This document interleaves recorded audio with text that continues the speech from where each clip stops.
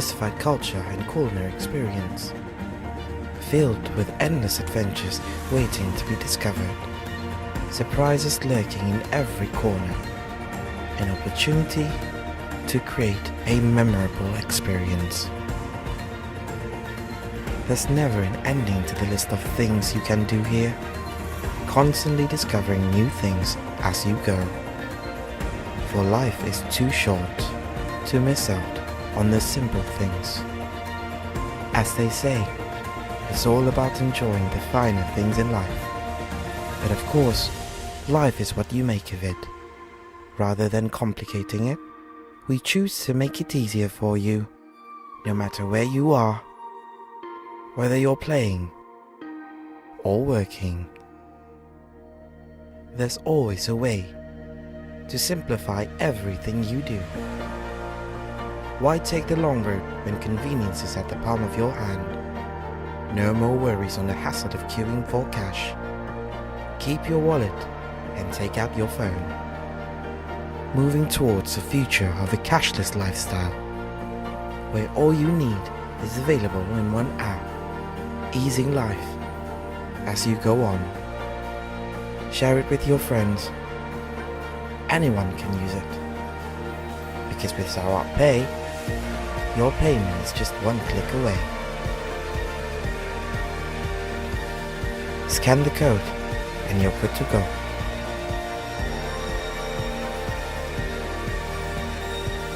As the world is going digital, everything is moving at a faster pace, catering to your needs, providing convenience, making life easier. Sarawak Pay, towards cashless lifestyle.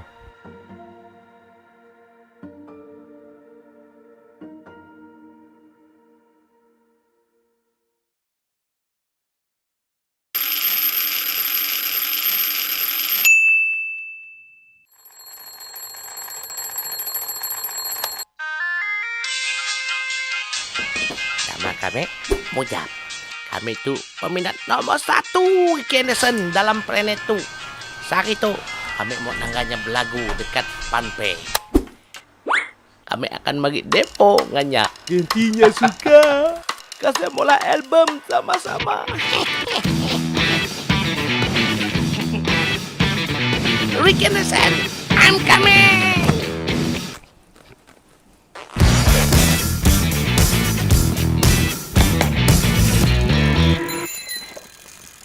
Pulau Sumatera, gunung selindung di kota. Tak gini Jap. Pasar. Kamu dah pampe. Ricky Anderson lagu malam tu. Kedua ke pasar Jap, bayar lebih baik. Nah, tu duit. Lebih baik mulai. Nomor Jap.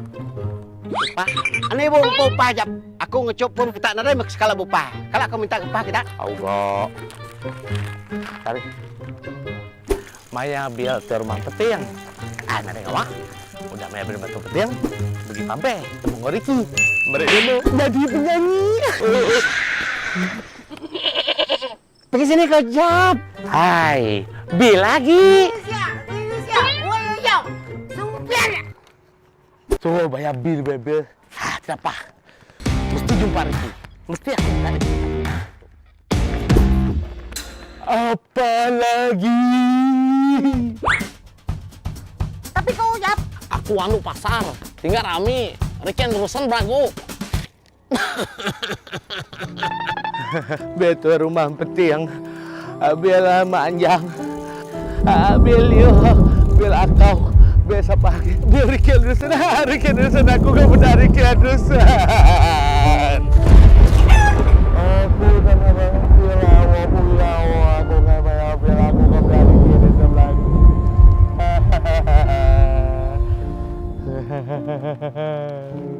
Mengapa aku? Apa nak dibingong kau tu? Sarawak Pay kan ada. Hah? Sarawak Pay? Sarawak Pay. Dengan Sarawak Pay tu banyak benda dapat diperoleh kita. Kita dapat Bayar bel api. Bel air. Cukai pintu pun boleh juga.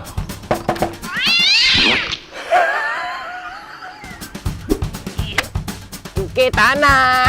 Kita juga boleh top up dengan ngeluar duit di sini-sini ejen BSN yang terpilih. Siboh ke ATM lagi. Scan jak barcode dengan bil kita ya. Kita juga dapat ngecek bil, mindah duit, ngisi debit dengan kredit dan banyak lagi. Last, tercapai juga lah saat kami menangani Kenderson. Sempat kami pergi demo kami kan yo. Suka juga ngedemo kami. Kami dua pun berkawan rapat. Tambah manis. Si lama lagi album duit kami dua mau keluar dipasangkan. Thank you sekawape. Kita boleh menikmati rebat dengan segera. Scan dan bayar lekat ya goncang untuk ganjaran. Ingat, download lekat ya register. Dapat RM5 percuma. Apa ditunggu lagi? Download Kineto di Google Play Store ataupun App Store.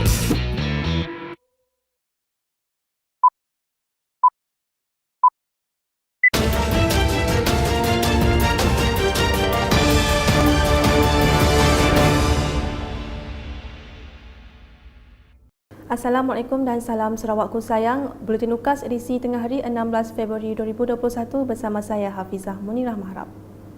Tumpuan berita.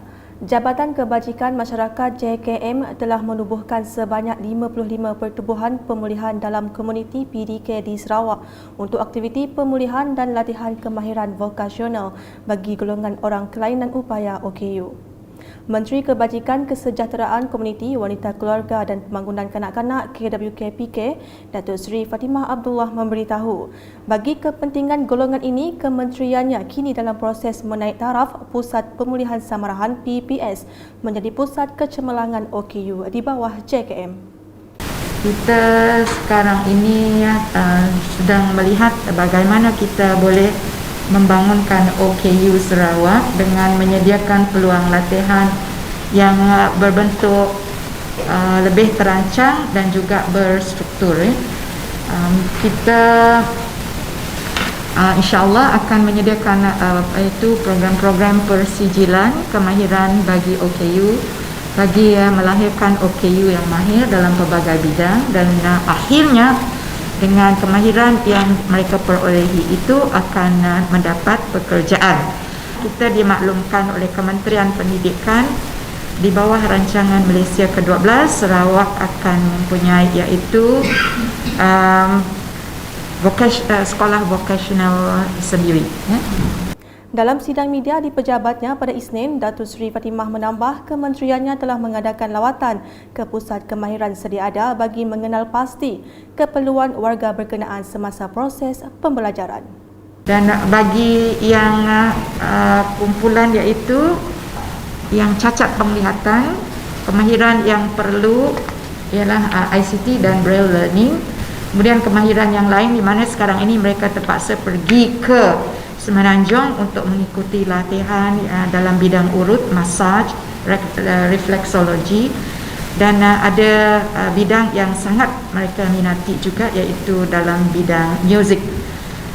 Yang ini juga kita masih memerlukan melihat yang di mana college ataupun pusat kemahiran yang mahu menawarkan kursus seperti ini ya.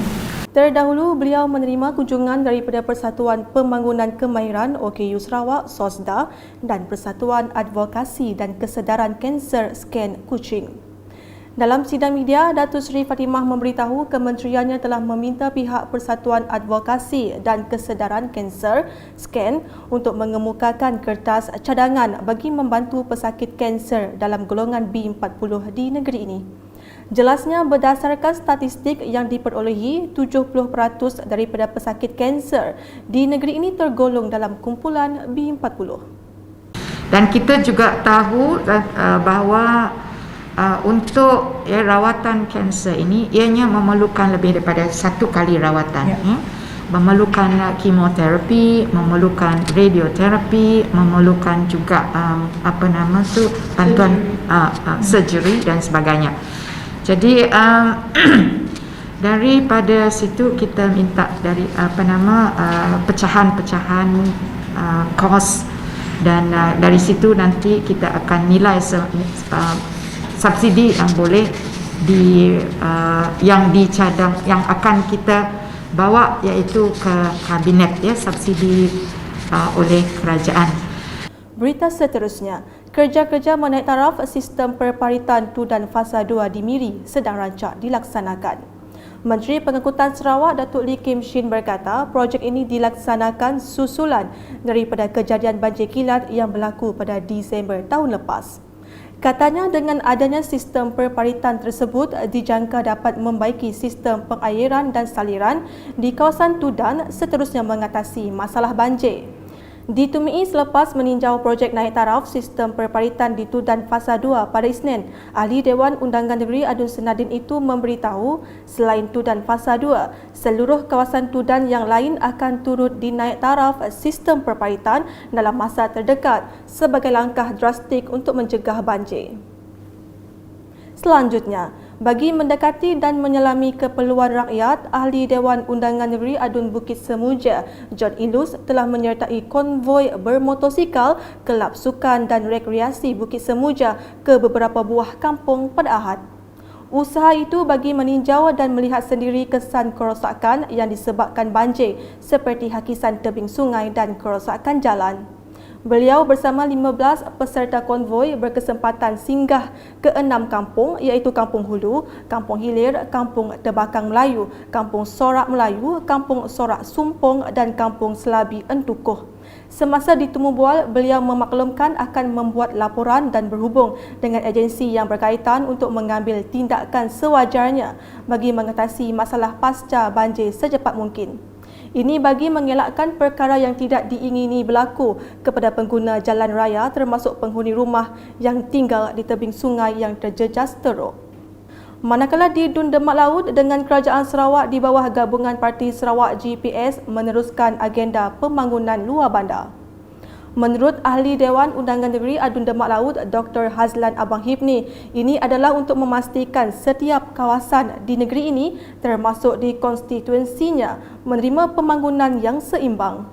Berucap pada majlis penyerahan projek baik pulih ladang futsal Taman Sepakat Jaya bernilai RM50,000 baru-baru ini, Dr. Hazlan berkata banyak kawasan luar bandar di negeri ini membangun sejak projek pembangunan seperti program transformasi luar bandar RTP dan projek kecil luar bandar MRP diperkenalkan.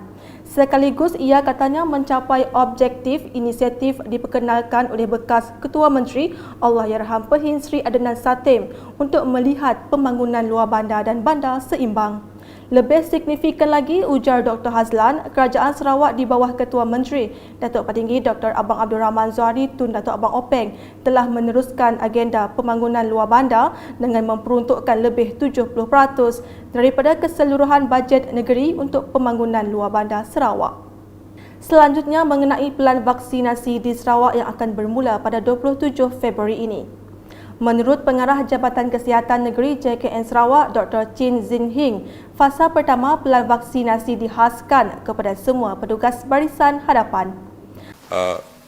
The vaccination plan for COVID for Sarawak for the phase 1 will start on the 27th of February, all right, 2021. Okay, so there will be altogether 56 centers where we will do the vaccinations.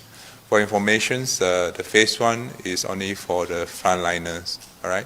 So it involves medical and health staff, police, army, and from the APM and so on, those who are involved in the frontline, all right? Berkata demikian dalam sidang media harian COVID-19 pada Isnin, Dr. Zin Hing menambah setiap petugas barisan hadapan perlu mendapatkan 2 kali dos suntikan vaksin Pfizer tersebut. Antara 56 pusat kesihatan yang menyediakan perkhidmatan vaksinasi adalah seperti tertera.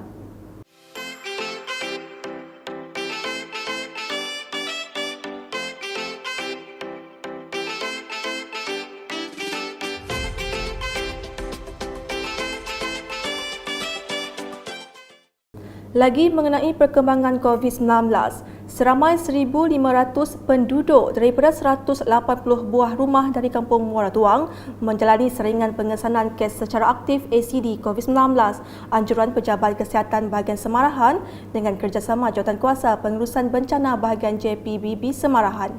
Ujian seringan itu dijalankan dari rumah ke rumah dan di Dewan Serbaguna Kampung Muara Tuang bermula jam 8.30 pagi sehingga 3 petang pada Isnin. Seramai 84 petugas telah membantu dalam mengendalikan proses seringan itu, termasuk petugas daripada Pejabat Residen Bahagian Semarahan, Polis Diraja Malaysia Kota Semarahan, Rela Daerah Semarahan, Angkatan Pertahanan Awam Daerah Semarahan dan Jabatan Kebajikan dan Masyarakat Bahagian Semarahan. Program ACD tersebut dilakukan atas arahan Jawatankuasa Pengurusan Bencana Bahagian Semarahan susulan penularan kes COVID-19 di kawasan berkenaan. Sekian edisi Tengah Hari bersama saya Hafizah Munirah dan kru penerbitan. Berita lebih lanjut boleh didapati di semua platform media sosial UKAS termasuk portal ukas.sarawak.gov.my dan pastikan anda subscribe UKAS Channel di YouTube. Salam UKAS.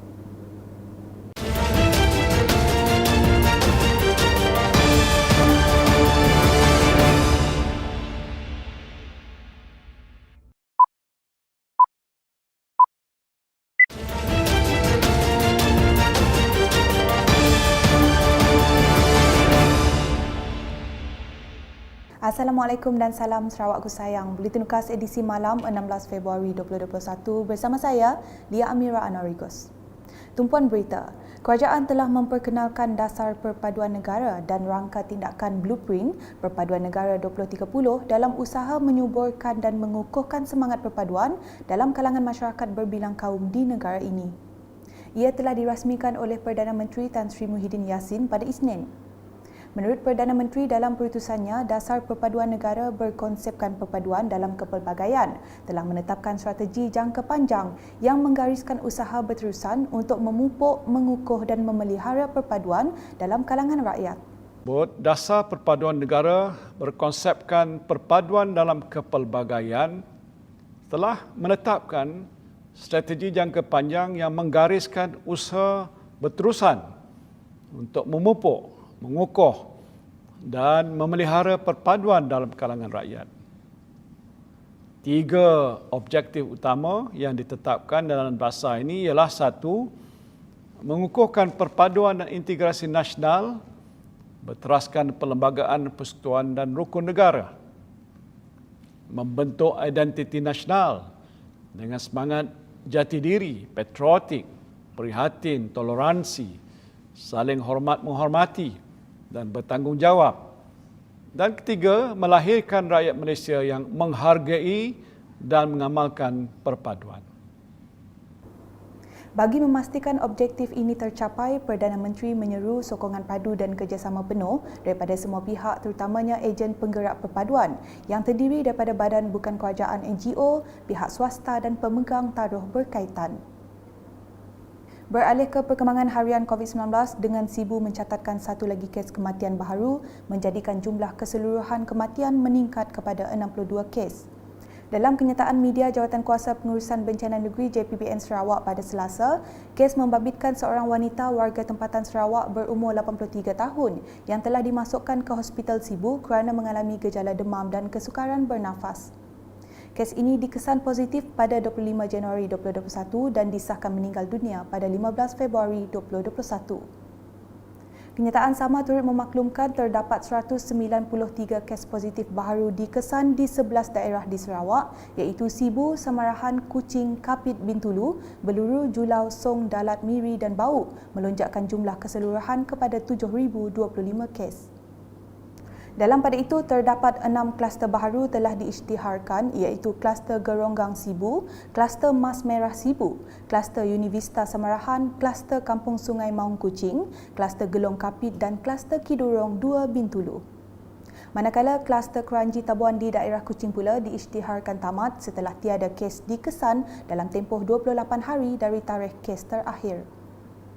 Berita selanjutnya, Menteri Muda di Jabatan Ketua Menteri Hal Ehwal Islam dan DBKU yang juga Menteri Muda Utiliti Bekalan Air merangkap Ahli Dewan Undangan Negeri Adun Pantai Damai, Datuk Dr. Abdul Rahman Junaidi pada Selasa menyaksikan majlis penyerahan Dewan Kampung Gersik yang siap dibaik pulih.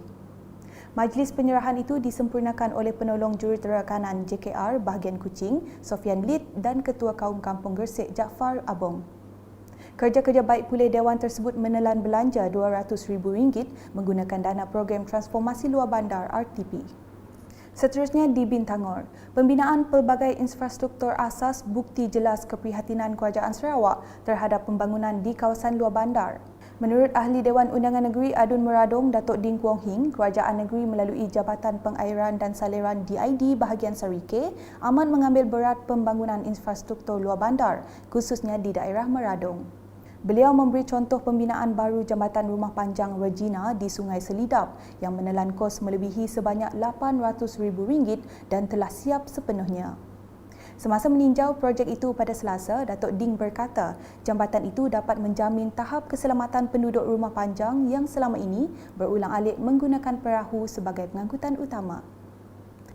Manakala di Julau dengan penduduk di Nanga Entaih yang bergantung kepada jambatan untuk menyeberangi Sungai Entaih kini boleh menarik nafas lega apabila jambatan baharu telah dibaik pulih sepenuhnya. Jambatan tersebut penting untuk penduduk menyeberangi Sungai Entaih ke SK Nanga Entaih, klinik kesihatan, substesen pertanian Nanga Entaih selain menghubungkan jalan raya ke Pakan dan Sarike. Ahli Dewan Undangan Negeri Adun Meluan Roland Duat Jubin telah meninjau projek jambatan itu yang dilaksanakan di bawah projek Transformasi Luar Bandar RTP 2020 dengan peruntukan sebanyak RM50,000 pada Isnin. Beliau berpuas hati dengan pelaksanaan projek yang disiapkan pada pertengahan bulan Disember 2020 lebih awal daripada jadual sebenar projek iaitu 12 Mac 2021.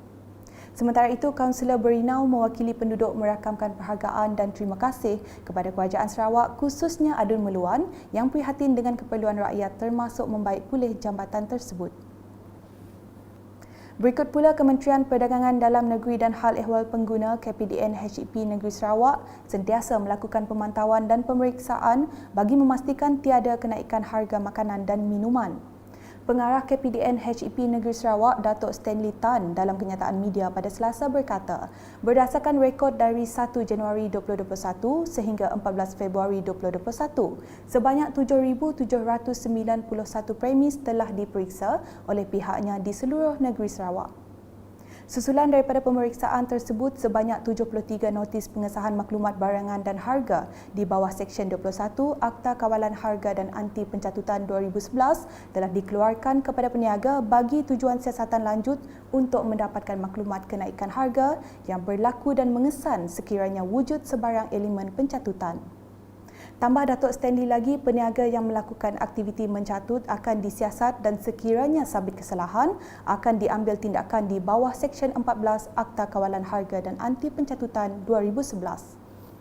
Bagi individu, mereka boleh didenda oleh mahkamah sehingga RM100,000 atau dipenjara tidak melebihi 3 tahun atau kedua-duanya, dan bagi kesalahan kedua, denda sehingga RM250,000 atau dipenjara tidak melebihi 5 tahun atau kedua-duanya.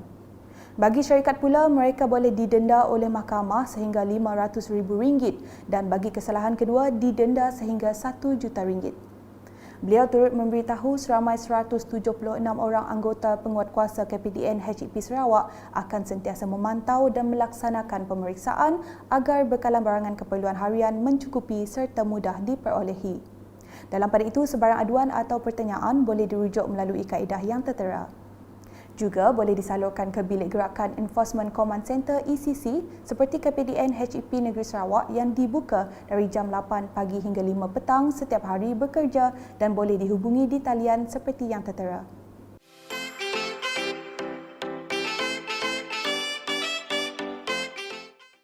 Sekian edisi malam bersama saya Lia Amira dan kru penerbitan. Berita lebih lanjut boleh didapati di semua platform media sosial UKAS termasuk portal ukas.sarawak.gov.my dan pastikan anda subscribe UKAS Channel di YouTube. Salam UKAS.